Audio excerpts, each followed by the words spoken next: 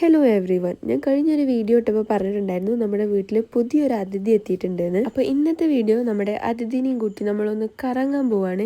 ഈ അതിഥി എന്ന് പറയുന്നത് എൻ്റെ കാക്കു പുതിയൊരു വണ്ടി എടുത്തു, അതാണ് ഞാൻ ഉദ്ദേശിച്ചത്. അതും വേണോ കയറിപ്പോൾ കുത്തിരിക്കണത്. പിന്നെ വീഡിയോ കാണുമ്പോൾ എനിക്ക് ഇത്തിരി പൊലിവിരുന്നോട്ട് വെച്ചിട്ട് ഒന്ന് പൊലിപ്പിച്ച് പറഞ്ഞാണ്. സംഭവം ഇന്നലെ രാത്രിയായിരുന്നു നമ്മുടെ വീട്ടിലെത്തിയത് മോന് ഞങ്ങളെല്ലാവരെയും കയറി ഇരുത്തൊക്കെ ചെയ്തിട്ടുണ്ടായിരുന്നു. അപ്പോൾ അതിൻ്റെ പിറ്റേസാണ് ഇപ്പോൾ നമ്മൾ പോണത്.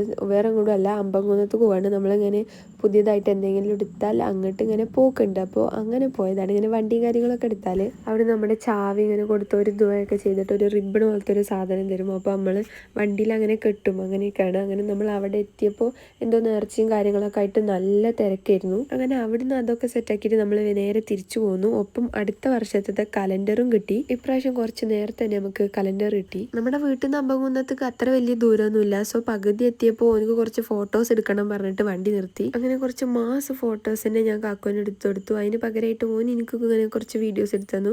ഞാൻ ഒന്ന് ക്യൂട്ട്നെസ് ഇടാൻ നോക്കിയതാണ്. സംഭവം ക്യൂട്ട്നെസ് വന്നെ അവരാതേക്കണു. ബൈ ഞാൻ ഇട്ടിരിക്കുന്ന ഡ്രസ്സിൻ്റെ ലിങ്ക് വേണമെന്നുണ്ടെങ്കിൽ ഞാനിവിടെ കൊടുക്കാം. അങ്ങനെ പിന്നെ കാക്കുവിൻ്റെ മാസും എൻ്റെ ക്യൂട്ട്നെസ്സൊക്കെ നമ്മൾ അവിടെ നിർത്തി നമ്മൾ തിരിച്ചിനി വീട്ടിലോട്ട് പോവാണ്.